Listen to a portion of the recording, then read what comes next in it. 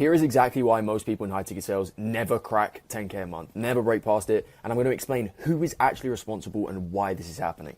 I'm going to say some things in this video that most people in the space are not willing to say because they're worried about losing followers, losing clients, or not wanting to cause drama. To be honest, I don't really give a shit about any of that. I want to help you in the best capacity I possibly can to give you realistic expectations of what this space looks like, because there is a lot of lies, there's a lot of devious mishaps going on, and it doesn't sit well with me. I wish I knew this when I started 3 years ago. It would have helped me a ton, so lock in.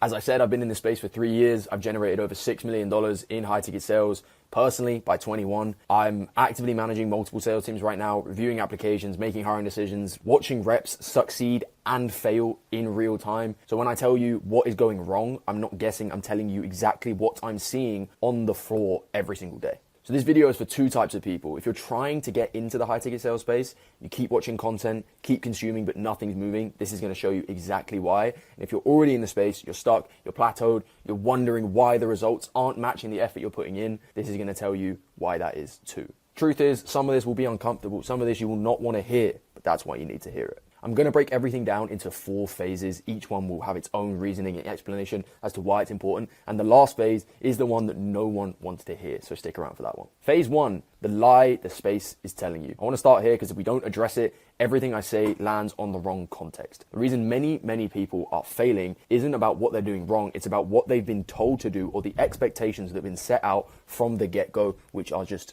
complete lies. The dominant narrative in the high ticket sales space is something along these lines. Get into sales, close a few calls a day, make 10K a month. Or it's going to take 90 days. It's going to take a month, 2 months. If you're lucky, maybe it takes 3.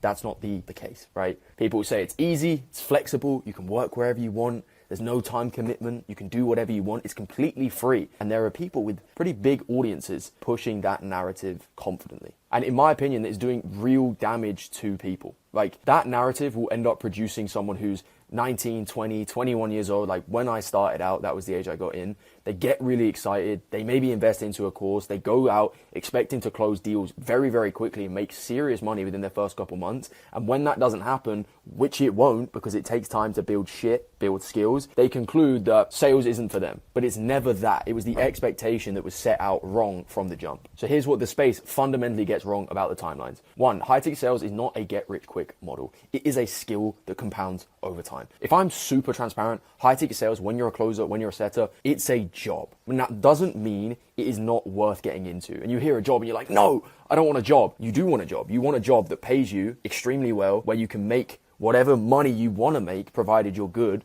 and one that allows you to have the freedom to travel. But the truth is, you're still trading some form of time for money. It's just a lot more time than £10 an hour working at Nando's like I was before I got into sales. You're trading from £10 an hour to potentially 500 to 1,000 an hour. The people making serious money in this space consistently, not 10K a month and then go and launch a course, are the people that have put in 12, 18, 24, 36 months of genuine repetitions to get there. I made $7,700 on my first month on an offer I landed, but I'd spent the better part of a year, 7-8 months, grinding through dead offers, getting fired from a role, making 2 to 4K a month. My best month before that was 4K, figuring out what didn't actually work before I ever got there. Nobody really talks about that part. The part that actually teaches you what hard work feels like, what getting rejected and not winning for an extended period of time, what that actually feels like. Now, the realistic timeline for a complete beginner to get to 5-10K a month consistently, in my opinion, is 4 to 6 months minimum. It can happen faster.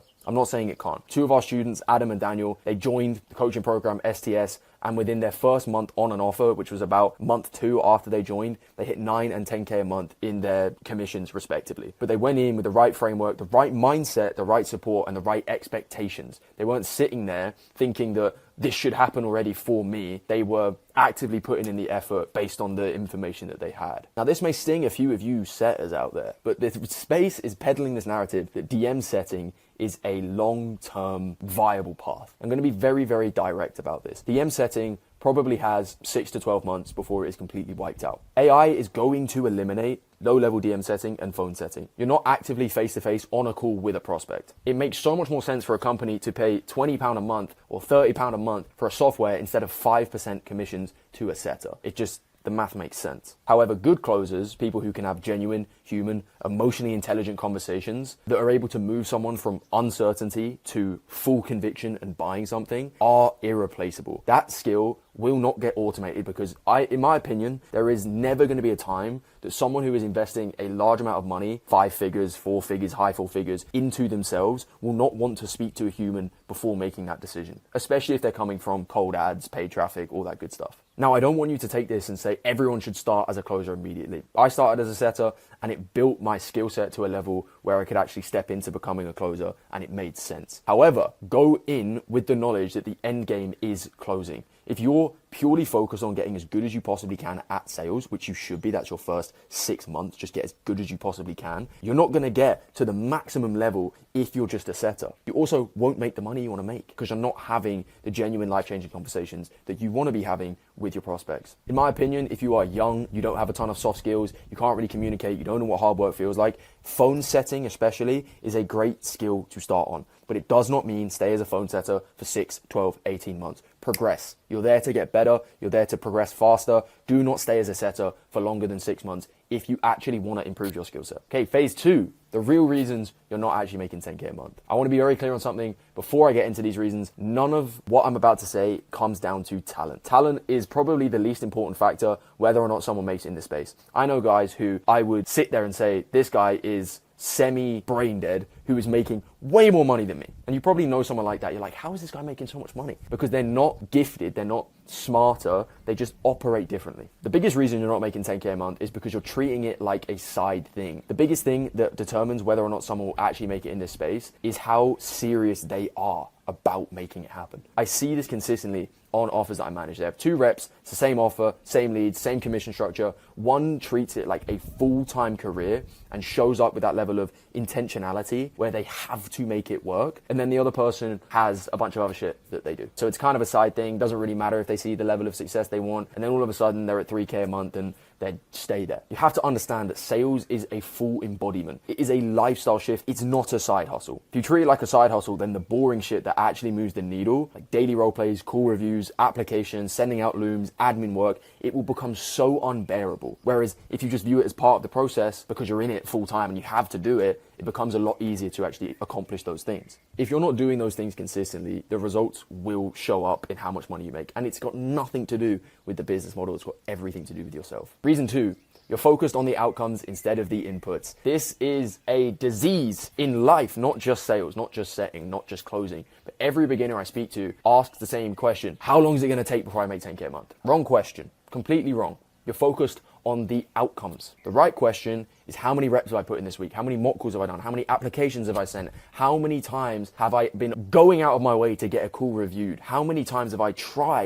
actively tried to get better? Because what you have to understand is the money is a byproduct of your skill set. The outcome is a lagging indicator. It will show up months down the line. The results that you're seeing in your life right now are due to the work you put in 6 months ago. So if you're falling behind right now and you're sat there wondering, I don't know what the fuck happened, look back 6 months. Have you been doing everything you've needed to up until this point? The answer is going to be no every single time. And when you're obsessed with the outcome and the inputs aren't there, you will create this level of anxiety that doesn't need to be there. You're going to spend all of your time feeling behind instead of actually fixing the issue, which is you're not doing the inputs. This is where people at month 3 will end up quitting and they give up. Where all they need to do was spend another 2-3 months focusing on the inputs and just allowing the results to catch up to them. Where focus goes, energy flows. So if you focus on what you can do every single day and not the external factors, the government, whatever the hell is going on, you control how you feel in a day-to-day. Your effort, your skill development, your input, the money will follow. Number 3, you're externalizing. Now, you may sit there and think, I'm not externalizing. I never externalize. But is that actually true? Externalizations can happen on a micro and a macro level. On a macro level, someone who externalizes the big picture is like, oh, I'm not making the money I want to make because the economy's bad, right? Very macro externalization. Whereas a micro externalization could be something like, oh, the leads aren't the quality that I need them to be. This guy came into the call not knowing what we do. The marketing team's not doing what they need to do. It's still an externalization, but it's more nuanced. And I'm not saying external factors do not exist. They 100% exist. Sometimes the leads are genuinely brain dead.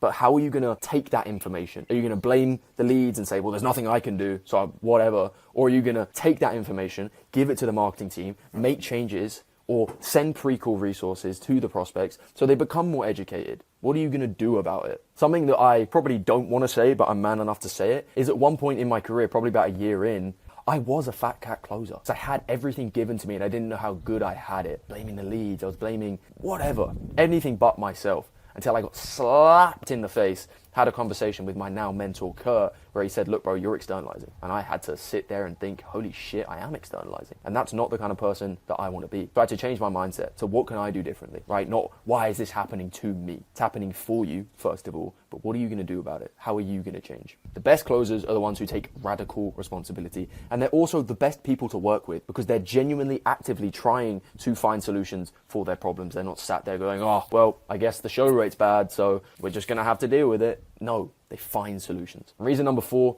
you don't have the right environment. Environment is probably one of the most underrated factors in this whole conversation, and no one really talks about it. If you're from the UK, and a lot of you probably are, or even places in Europe, you know what I mean when I say the culture is not built for people to win. The default in the UK is misery, and misery loves company. Everyone's in the same boat. Everyone's complaining about the same things. Oh, have you seen the price of eggs? Have you seen the price of milk? No, I don't know what the fucking price of milk costs. I just buy it. Everyone's complaining. And if you try and do something different, you are the weird one. Let's look at it like a sports analogy. If 10 of your friends are all playing basketball and you want to play baseball, they're all going to look at you like an outsider. They're going to look at you like a weirdo. What are the chances of you sticking with baseball when no one else around you plays it? Obviously, you're going to find it hard to actually practice. But if everyone around you is thinking this one way and this fixed mindset that's keeping them stuck, that is going to bleed into you. You know the phrase, you are the sum of the 5 people you spend the most time with. And it's the same thing when you're trying to get into something like this, right? Your whole environment is pushing against you before you've even started. I'll give you a real life example. I was doing Eastern Standard Time hours, which is in New York, which is 5 hours behind the UK in England. So I was working from 1 p.m. UK, which is 8 a.m. Eastern, till about 10, 11 p.m. at night, which is 5 to 6 p.m. So I missed out on things, missed out on dinners, friend events, playing, poker nights with the boys, distanced from people. And the only reason I was able to stay through it was because I had people around me. The first mentorship that I invested into, they became my boys. They became my partners. Those became my guys that I spoke to on a day-to-day basis who were all going through the same shit that I was going through. People who were making 20K a month with the exact same fears, doubts, uncertainties that I had. So that showed me, oh shit, nothing is inherently special about any of these people. I can do this too. If your whole environment is telling you that this is a scam, look bro, seeing success is hard enough as it is. If you have your whole environment telling you that you're going to fail and you don't 100% have conviction in yourself because you haven't built up any level of proof that you are who you say you are yet, the chances of you giving up are way higher. And then the people around you will be like, I told you so. I knew it. I knew you were going to fail. So get around people who are on the same journey. Invest into mentorship. It's the biggest thing that I will tell anyone when they start. And it's been the thing that I've told everyone over the past 3 years since I've been in sales. And reason number 5, you took the wrong role. So I touched on this in the free course video. If you want to go check that out, it should be on the screen somewhere here. But it deserves its own section here because it is very much responsible for so many people walking away from this space who had real potential. From my seat as a sales manager, I've had to let go of people who were genuinely talented, but they were in the wrong environment. The wrong offer, the wrong niche, the wrong commission structure, the wrong volume. They underperformed, and then they concluded that they weren't good enough at sales. But in the right role, those people would completely thrive. The skill of evaluating an offer before you jump on is just as important as actually closing on the offer. Most people in this space don't teach that properly. And in 2026, bro, the market is getting crowded. There are so many reps coming in nowadays, so many offers being launched on a consistent basis that you being able to vet out what a good offer looks like is genuinely a survival skill now. Okay, phase 3, what the people who do make it actually look like. What is the difference between the people who make it and the people who don't? I want to give you the flip side because I don't just want this to be a negative video of what's going wrong. I want to give you a clear picture of what the other side actually looks like. I've seen this up close inside of our program, A New Standard. The students who are making it the fastest don't often share the same background. No one shares the same starting point. They don't share the same amount of natural ability. What they share is how they show up on a day-to-day basis. Again, like Adam, who was earning 280 euros a week as an apprentice in Ireland, hit 9K a month in his first month closing, came in with no sales experience, no money, 280 euros a week. And what he did differently was move with aggressive levels of speed. As soon as he understood the framework, he went and applied it. He applied for roles. He took action. He didn't wait until he felt ready, because ready is not a feeling, ready is an action. And he trusted the motherfucking process. When he landed a role, he wasn't waiting for leads to come to him. He was dialing no-shows, calling old leads, finding every possible way to create activity. He treated it like his business, not a job. And 9K was the result of that in his first month. Same thing with Daniel. They're good friends back in Ireland. Both of these guys showing up every single day, drilling the framework, role-playing, connecting with other people in the community. They actually jumped on the same offer at the same time, same outcomes. Daniel actually made 10K a month in his first month. Neither of them had natural sales ability, no sales background. Both of these guys just took aggressive action on the highest revenue-driven action that they could take. If you're not in a role right now, the highest revenue-driven action you can take is getting on a role. It may sound stupid, but it is simple. Like one of our guys, Toller, ex-professional basketball player, he had zero sales experience, and within his first 6 weeks, he already had his first $1,000 day. And this is something that not a lot of people will say. If you have competed in sports at a high level or done hard shit before, you are in a much better position to step into sales and crush it so much quicker, because you can do hard shit consistently without complaining about it. Toller came in,